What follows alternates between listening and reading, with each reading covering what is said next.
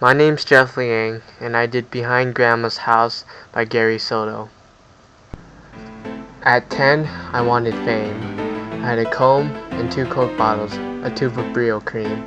I borrowed a dog, one with mismatched eyes and a happy tongue, and wanted to prove I was tough in the alley kicking over trash cans. A dull chime of tuna cans falling.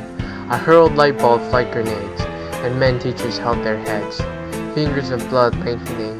On the ground, I flicked rocks at cats, their goofy faces spurred with foxtails. I kicked fences. I shoot pigeons. I broke a branch from a flowering peach and frightened ants with a stream of spit. I said, "Chael, in your face," and "No way, Daddy-o," to an imaginary priest, till Grandma came into the alley, her apron flapping in a breeze, her hair mussed, and said, "Let me help you," and punched me between the eyes. One of the main reasons I chose this poem in particular was because it had an ironic ending. Near the end of the poem, it says, "Her hair mussed," and said, "Let me help you," and punched me between the eyes. This is an example of a situational irony. I find it really funny that a grandma would do something like this.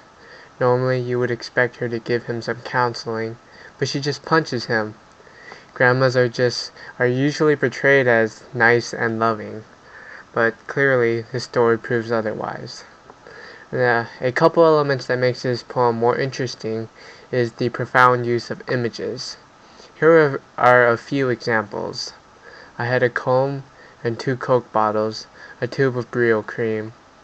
He describes his entire back when he was a kid to show exactly what the definition of an attention seeker would dress like. In this case, it was him when he was young.